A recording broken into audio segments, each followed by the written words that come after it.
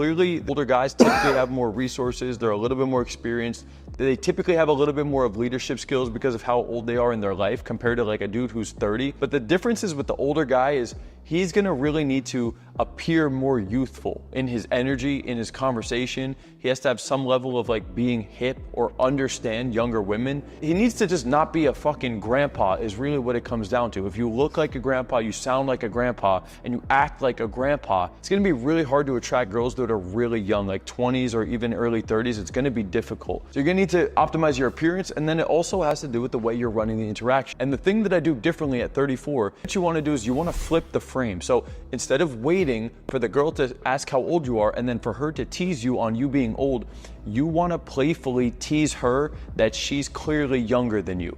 You do that before any age number gets discussed. You set the frame that you're the older, more confident, more resourceful leader who's not gonna take this girl so seriously. All right, the more that you can inject that frame into the conversation, the better position you're gonna be in. What's up, pleasure to meet you. Nice to meet you as well. Kyle. Kyle. Yeah, so, wait, how old are you, by the way? How old do you think I am? I don't know, I think you're too young for me. I can't talk, I don't think I should talk to you.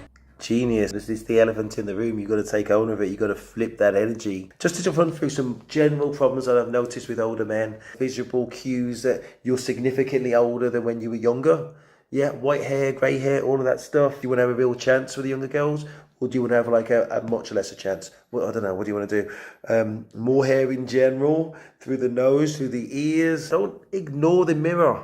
The mirror is your friend. Make sure that you are in shape. The person that you're trying to attract being an operative word, may well care. And why should they compromise in yourself? You are competing with the entire dating market, including people in their 20s. You don't want to give that daddy energy. You're virile, you're mature, you're experienced in all the necessary ways, you know what I mean? So all is good. And you also have to have things in common.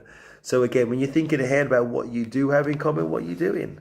Let's hope you've got an active social life. So it doesn't matter if you like to go, stay in and cook things sometimes. That's really good. Doesn't matter if you like to go out and eat at different places. Obviously, that's going to sound great. You might want to go to museums every so often, go to exhibitions, go to some live music, you know what I mean, of different types. It depends what's on, what's interesting. Go to comedy nights.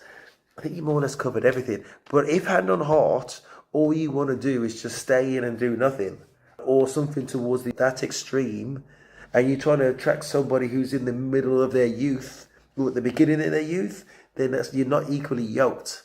So you've got to think about whether you're ready for this game, you know what I mean? Basically, yeah, that.